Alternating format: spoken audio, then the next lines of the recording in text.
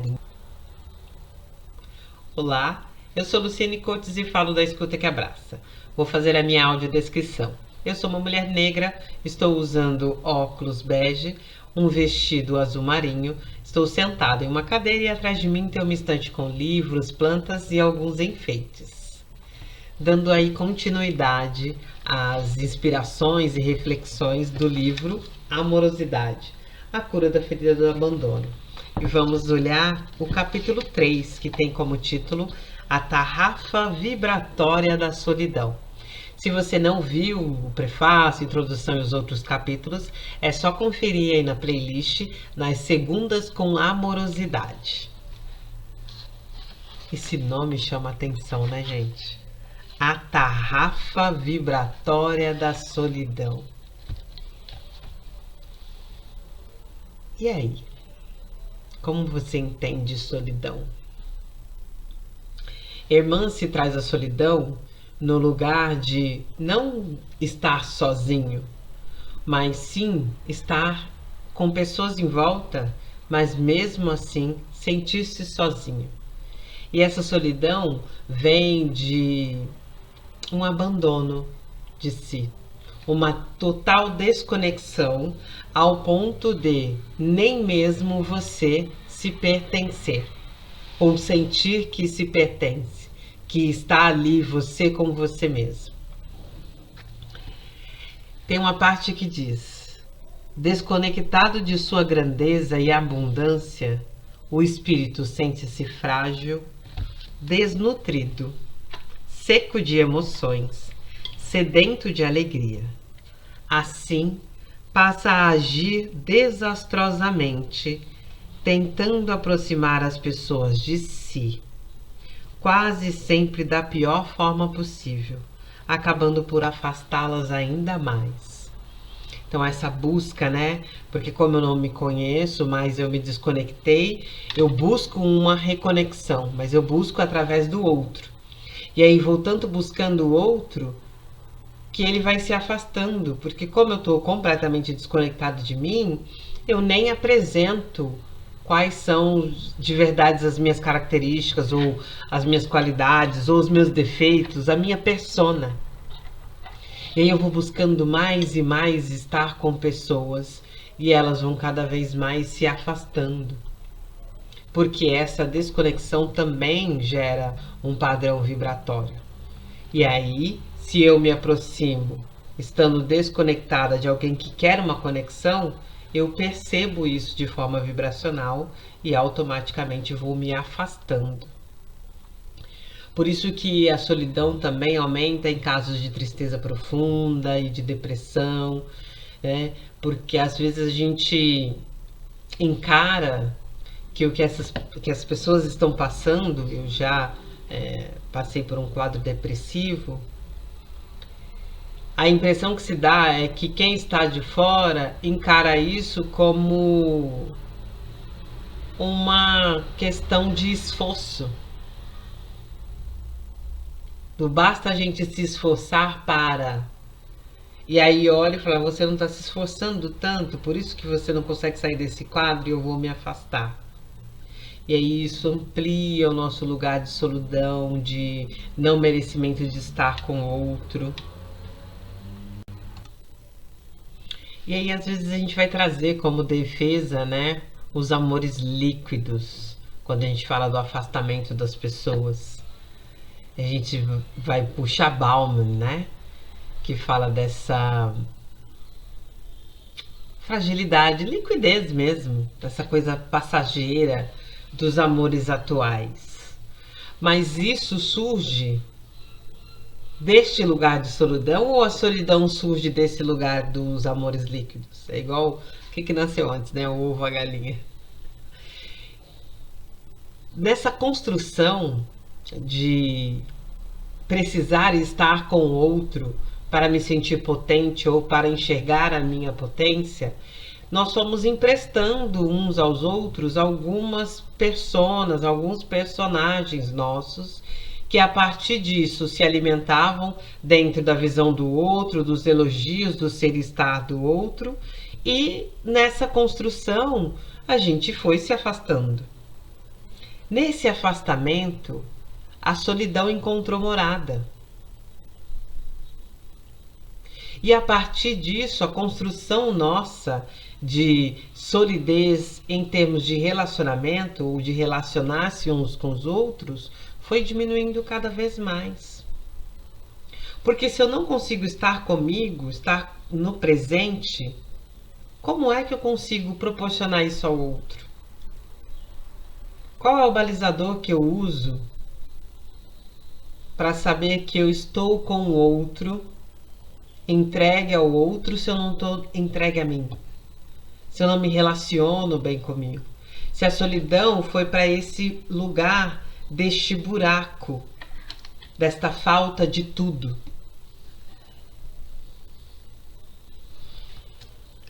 Para contornar os feitos de semelhante quadro, a criatura solitária tem vários mecanismos doentios. O mais conhecido é suprir-se com uma companhia amorosa, para a qual gastará um mundo de energia e esforço para agradar e, por fim, aprisionar e dominar. A solidão é uma das razões perceptíveis de encontro de sombrios na atualidade, uma vez que pessoas assumem uma vida amorosa para amenizar os desgostos de estarem consigo mesmas. Esta colocação pode parecer muito forte, mas esta realidade é verdadeira.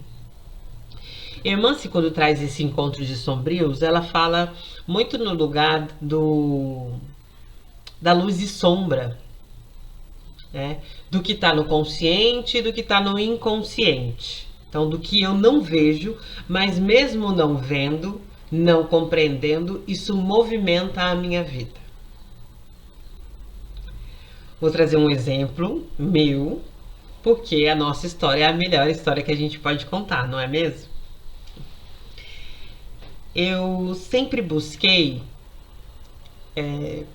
pessoas em condições financeiras diferentes da minha. Eu achava que isso era uma coisa inconsciente, era um acontecimento, sabe? Me envolvi. É isso, né? Amor não é sobre dinheiro. Assim como dizem, né, que amor não é sobre cor. Mas a gente tem uma série de pesquisas sobre a solidão da mulher negra, enfim. Mas trazendo um ponto do dinheiro, que é, acho que o ponto comum para todo mundo, e para desenvolver melhor esse pensar, eu me envolvia com essas pessoas com uma condição financeira diferente da minha, e isso me dava ali um pensar sobre as questões que eu trazia para troca, sobre conversas mais profundas, mas eu não tinha uma linha de que isso interferisse. Passado um tempo, muito processo terapêutico, eu comecei a observar o meu perfil controlador. E não era só a tentativa de controle pelo emocional, pelo intelectual, ali o mental, qualquer coisa do tipo. Era exatamente por essa linha do financeiro que alimentava o meu pensar como controle. Como ter controle da situação, estar ali em vantagem. Óbvio que isso, como estava no meu inconsciente, era feito sem maldade. Mas era um movimento que eu fazia e que me dava uma certa segurança. Porque quando essas relações acabavam, quando eu rompia, a primeira coisa que eu pensava era exatamente isso. Mas como? Eu era tão boa.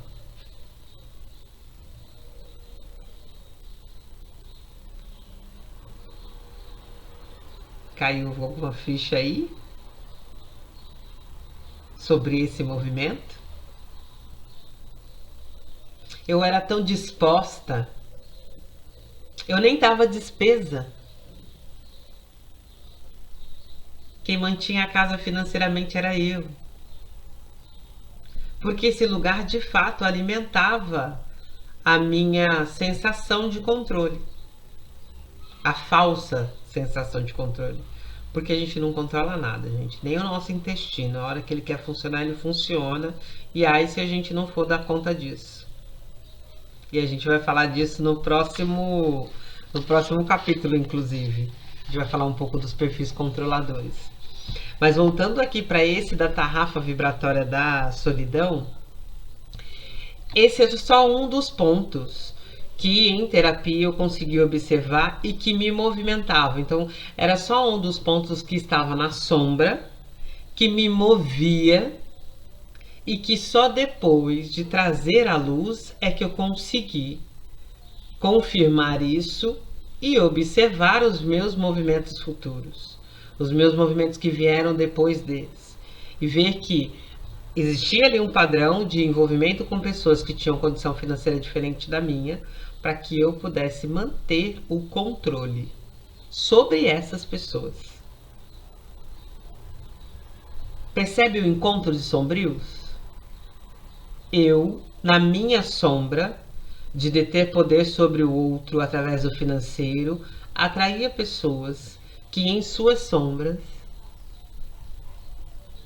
ficavam comigo entre os mandos e desmandos por uma questão financeira também, pelos privilégios e benefícios financeiros.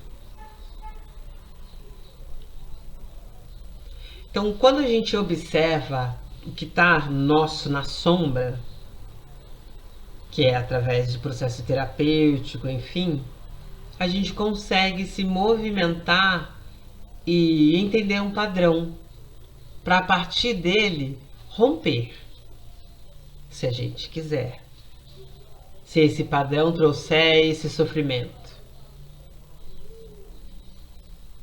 Se eu estou num momento de extrema solidão, ou seja, desconectado de mim, a tendência de ser movimentada por várias sombras, eu trouxe a do financeiro, mas tem tantas outras sombras, inclusive as que me movimentam hoje, que ainda continuam, né, como sombras e que eu ainda não sei, vou descobrir daqui a um tempo, ou não, nessa passagem ou em outra. Essa desconexão faz com que cada vez mais eu dê abertura para que isso que está nas sombras, para que esse encontro dos sombrios aconteça. E aí eu vou ter a minha sombra buscando a sombra do outro e a sombra do outro me buscando, e a partir disso fazendo movimentos inconscientes que mais nos machucam do que nos beneficiam, ou do que nos trazem um aprendizado com menos dores.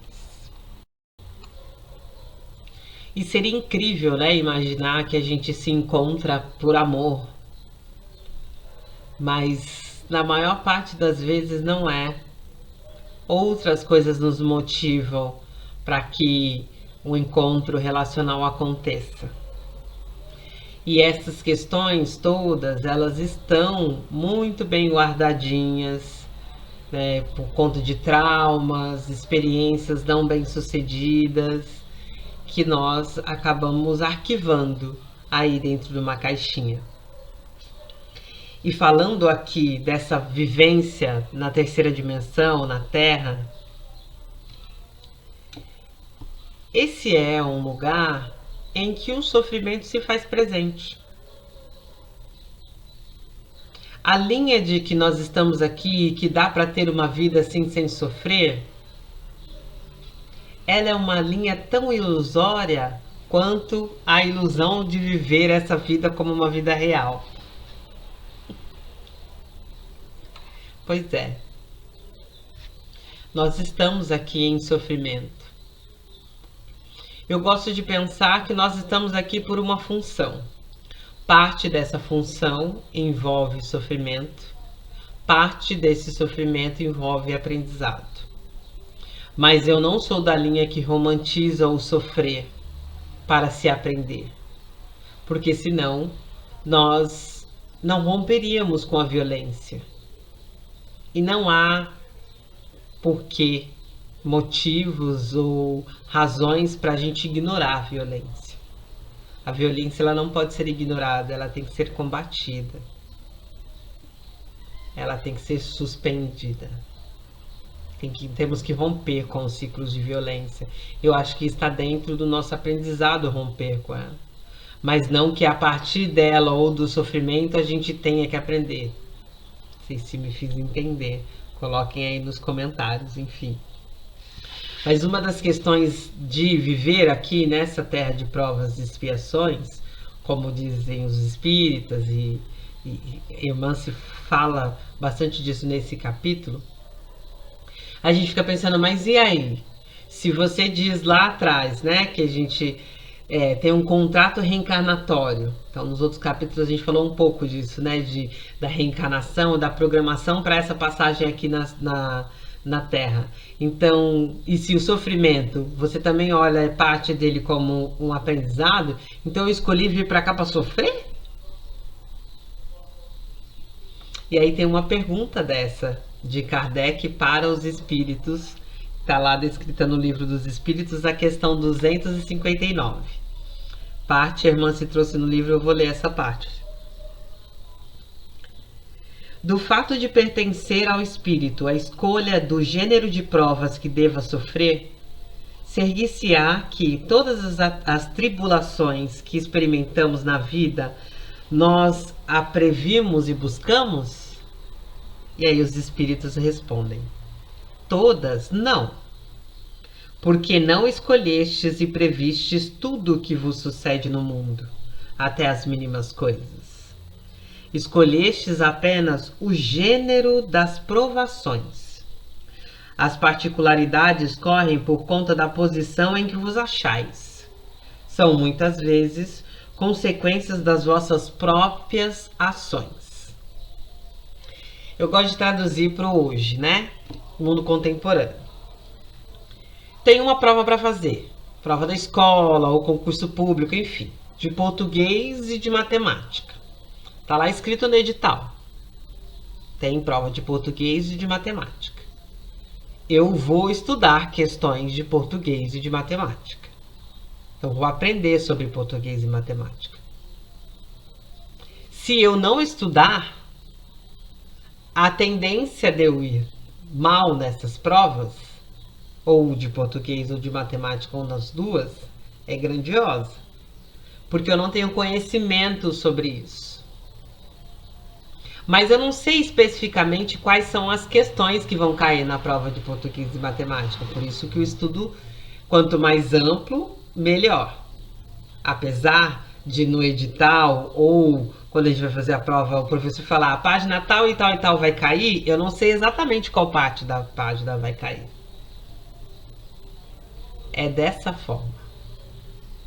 A gente escolhe qual o aprendizado que a gente quer passar ou o que a gente tem para desenvolver. Seja na questão da expressão, vou trazer as mais populares, né? Às vezes a dificuldade de expressão, de dizer sim, de dizer não, de colocar limites na vida, de se movimentar em termos financeiros, com sabedoria, com entendimento, de desenvolvimento da intelectualidade em termos de estudos ou de uma determinada profissão. Isso a gente pode, sim. Em qual família eu vou nascer, mas não em termos de qual família só pela questão financeira, porque isso também pode estar envolvido, mas em termos de qual família, essa construção desta família vai me trazer o que de informação? Quais são os tipos de movimentos eu vou conseguir fazer ou não dentro desse núcleo familiar? E aí vou ter aprendizados nessa tentativa de movimentação que possa ser facilitada ou não. Então é dessa forma que os espíritos falam que a gente não conhece todos os detalhes, não escolhe todos os detalhes desse aprendizado nessa passagem, nessa encarnação. Porém, entretanto, a gente escolhe o quê? A prova de português ou de matemática. Agora, a questão específica, a forma como a gente vai lidar com ela, Depende da forma como a gente se comporta, como a gente estudou. Que é essa parte, né? As particularidades correm por conta da posição que vos achais. São, muitas vezes, consequências das próprias ações. Porque também ficaria mais fácil pra gente, né? Colocar a culpa no outro, no cosmo, no universo, Deus, seja que nome a gente queira dar. Aí a autorresponsabilidade, ela nem existiria. E aí não faria sentido a nossa vida, os aprendizados e essa passagem, essa estadia aqui na Terra. Assim como a estadia em outras dimensões, para outros aprendizados que vão para além desses que a gente só consegue aprender aqui. Assim como nas outras dimensões, a gente só vai conseguir aprender determinada informação. Então, quando eu me alio a essa solidão e alimento essa desconexão comigo, o que eu estou aumentando nessas provas? Porque se eu não me conecto comigo, não tem informação da minha essência, e aí dá para assistir ali o vídeo, um outro vídeo que tem sobre corpos sutis, aqui no canal, e eu me alio a esse... Me alio não, desculpa, me alieno a essa separação. E aí eu não consigo de forma alguma ouvir a minha essência, que é quem tem a informação do aprendizado, dos desafios, das dores e dos amores que eu vou vivenciar aqui. E aí nessa total desconexão, eu vou cada vez mais ampliando esse abismo da solidão. Porque eu vou me distanciando da minha essência, vou me distanciando de mim, não sei mais quem sou, não sabendo quem sou, ou como diz o gato no Alice no País das Maravilhas, que para quem não sabe para onde ir, qualquer caminho serve. E é uma verdade isso? Qualquer caminho serve pra gente? Eu tenho para mim, hoje em dia, que não é qualquer caminho que me cabe. Assim como eu já tentei caminhar alguns caminhos que não eram para mim, mas que eu forcei. E aí deu calo no pé, machucou o dedinho, tirou a tampa do dedão, porque eram caminhos em que não me cabia. A partir do momento que eu começo a me entender e alinhar o meu caminho, me alinhar a este caminho, caminhar o meu caminho, até as questões das provas, das expiações, dos sofrimentos, passam a ser encarados de forma diferente. Porque eu estou conectada comigo. Então essa dor da solidão, ela vai sendo diminuída. Ela não tem um apavoro. E eu paro de buscar o sombrio do outro. Eu diminuo a frequência para esse encontro de sombrios. Porque as minhas sombras, elas não vibram mais com tanta intensidade, colocando os meus movimentos muito mais informações delas do que da luz. E quando eu falo de luz e sombra também, e irmã-se também, não é sobre evolução espiritual ou qualquer coisa do tipo, não é sobre isso. É de uma forma pela psicanálise ou psicologia, enfim, pela nossa psique, olhando para luz, o que está aparente, o que está no consciente, o que eu já sei, e sombra, o que está no inconsciente, o que me faz movimentar sem sequer eu imaginar que isso me movimenta. Vou trazer um exemplo que eu gosto muito, que uma professora deu uma vez, que para mim faz muito sentido. Um dia uma criança está brincando no quarto ali da mãe e quebra o perfume mais caro. Ao quebrar esse perfume, essa criança acaba apanhando da mãe. Como era criança, tinha pouco repertório, guardou essa informação em um lugar de dor. Passado alguns anos, ela encontra alguém, conhece uma pessoa que tem o mesmo cheiro, que usa o mesmo perfume. A primeira impressão desta criança, que agora já é um adulto, foi de: essa pessoa me causa uma coisa estranha, não gosto muito dela, não fico a cara.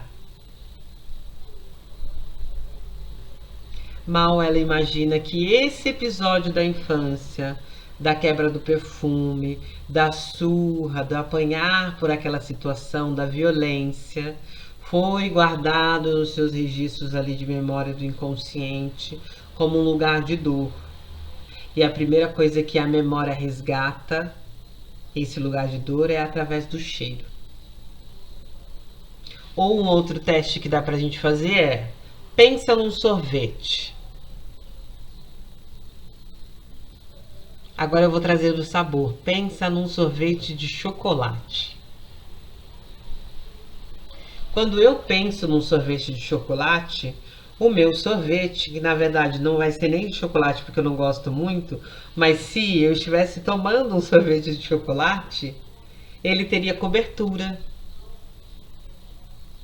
ele teria granulado. O sorvete de chocolate que você pensou é diferente, porque vai resgatar da sua memória aquele dia que um sorvete de chocolate trouxe para você alguma impressão, boa ou ruim. No meu caso, quando eu falo do sorvete de chocolate, não é lá tão prazeroso o dia. Por quê? Porque eu não gosto do sabor do sorvete de chocolate. Mas isso está dentro do meu consciente, do saber que eu não gosto, do entender por que eu não gosto. Mas se eu tive alguma experiência ruim com um sorvete de chocolate e alguém fala: vamos ali tomar um sorvete de chocolate? Pode ser que eu nem queira ir por conta de lembrar dessa memória ruim. Fala assim: ai, não tô com vontade de fazer isso. Posso até estar com vontade de tomar um sorvete, mas fui buscar tanto no inconsciente, desculpa, trouxe tanta informação do dia que eu tomei um sorvete de chocolate, que alguma coisa ruim aconteceu, que eu recuso ir para não ter essa experiência de novo. E nem imagino que eu estou recusando por causa daquela experiência anterior. Essa é a movimentação do nosso inconsciente, que muitos dizem ser 95% das nossas movimentações pelo inconsciente e 5% pelo consciente. Espantem-se. Eu, abusada que sou, penso que essa métrica é uma métrica antiga, que os psicanalistas lá atrás, há 200 anos atrás, que tem mais ou menos isso, que Freud criou a psicanálise, enfim, e outras pessoas olhando, outros teóricos falavam sobre o assunto, poderia ser isso. Mas do tanto que a gente vem ganhando consciência sobre nós mesmos, talvez a gente já tenha até mudado esse percentual. Talvez o abismo nem seja tão grande assim. Talvez a gente esteja mais consciente. É um pensar, inclusive, esperançoso.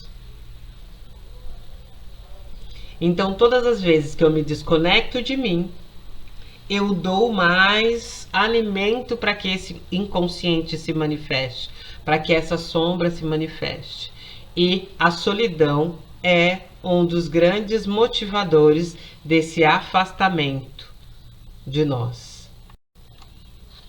Falando aí de inconsciente, consciente, tem uma passagem que a irmã se fala: o amor é como uma pepita de ouro depositada no fundo do inconsciente, que ao ser encontrada é retirada com impurezas e muito material a ser reciclado. A pepita traz agarrada em si as pedras duras que representam o sombrio humano. Então, para a gente entender como é a nossa essência mesmo de amor incondicional, a gente tem muitas camadas ainda para lapidar. Porque a nossa construção de amor e de afeto é lotada de uma série de conceitos, preconceitos, informações que vão empurrando cada vez mais a nossa consideração e consciência sobre amor incondicional para o fundo dessa gaveta do inconsciente. E aí, pensar, eu amo muito essa pessoa, por que ela não me quer? Tem toda essa informação junto. Por que eu amo muito essa pessoa?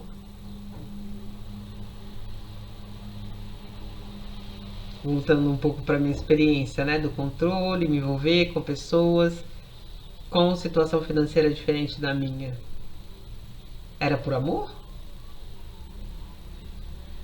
Ou esse amor estava revestido por uma camada muito grande de controle, que camuflava esse amor incondicional e fazia com que eu me envolvesse com as pessoas, não por amá-las incondicionalmente, mas porque elas alimentavam um lugar meu que na época era vantajoso, no caso o controle. O caminho do equilíbrio passa pela formação de um vínculo com a natureza essencial do ser e foi interrompido em algum momento no trajeto das reencarnações. A cura vem de uma boa dose de autoconhecimento, de um mergulho nas descobertas a seu respeito, conquistando gradativamente a alegria de estruturar uma nova percepção da própria imagem. Então, quando a gente fala, né, de como que a gente faz então para sair desse lugar, né? Para não acessar a tarrafa vibratória da solidão ou para sair da tarrafa vibratória da solidão, se nela estou. E não tem outra forma que não o autocuidado, o autoconhecimento. Porque eu preciso entender como que eu acessei essa tarrafa. Vamos pensar que tarrafa é uma forma de pesca, né? É como se eu tivesse colocado essa informação dentro dessa tarrafa e tivesse enterrado ela bem fundo e ela vibrasse em mim. Eu preciso encontrar essa tarrafa para poder tirar essa informação dela e a partir disso reconfigurar, reconectar, ressignificar essa solidão.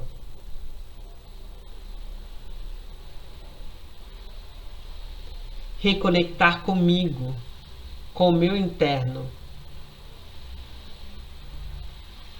A partir desse movimento é que eu consigo fazer um desenvolvimento de auto-amor, melhorar essa relação comigo,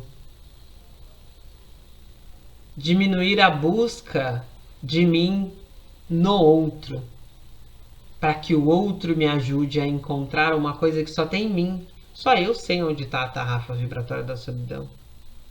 Ou tantas outras tarrafas que estão no meu sombrio, no meu inconsciente. Só eu consigo encontrar esta pedra mais pura do amor incondicional dentro de mim. E o incondicional, ele é sem condições, ou seja, é um amor que não tem o porquê de.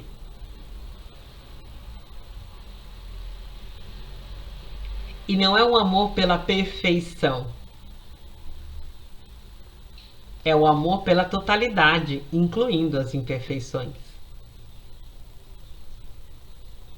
É a aceitação de como se é, de fato, despido,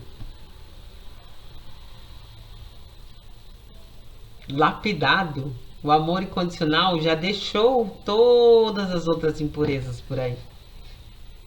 Ele consegue olhar-se e acolher-se da forma que estiver. Que tipo de amor a gente vem cultivando? E a gente está disposto a olhar para essa tarrafa vibratória da solidão, a olhar para essa desconexão que a gente criou e a fazer esse caminho de volta, que muitas vezes é tortuoso, né? Por isso que a gente fica, como é que eu volto? Se eu passei da primeira vez por esse caminho e doeu tanto, agora você está me dizendo que eu tenho que voltar? Tem que refazer o caminho? Mas e se doer mais? E na maior parte das vezes é o contrário. Não que o autoconhecimento seja só prazerzinho, coisa boa, não é. Tem suas dores sim, tem as catarses, os choros, o sofrer. Mas ele tem você no final do caminho. E se você não fica feliz em se encontrar nesse caminho, por que é que você espera que alguém fique feliz em te encontrar? E para finalizar, o desenvolvimento do autoamor, a melhoria progressiva do humor, o abrir mão da autoimagem mental e busca por uma aproximação sincera e rica de afeto provocará reações alheias motivadoras de novas tentativas e retomadas na vida da relação. Pouco a pouco, os relacionamentos novos serão construídos, permitindo-se saborear o prazer das boas amizades e companhias. Essa é a rota para superar a sensação de abandono e desamparo, já que a solidão nada mais é que a desconexão com a sua luz interior. Deixa nos comentários o que você achou dessas reflexões, se me fiz entender, se tem alguma dúvida. Vamos enriquecendo esse lugar, porque na maior parte das vezes que a gente partilha, o outro também se encontra dentro dessa partilha. E vamos vibrando para que quanto mais a gente movimente aqui, mais vão se confirmando as certezas da abertura de um grupo de estudo, para que a gente possa se encontrar semanalmente e olhar para essa obra de Hermance com mais profundidade, trocando inclusive entre nós, né, pessoas interessadas em buscar informação para se acolher, para se abraçar, para se ver e vivenciar essa vida mais amorosidade e curar essa ferida do abandono. Pode seguir a gente nas redes sociais, tem muita coisa acontecendo aqui na Escuta que Abraça. Eu sempre deixo os links aqui na descrição do vídeo. E qualquer dúvida ou qualquer sugestão, inclusive para os vídeos, também pode deixar aí nos comentários, tá? Se inscreve no canal, curte, compartilha se você achou que faz sentido para alguém. E nos vemos na próxima segunda com mais amorosidade. Tchau, tchau!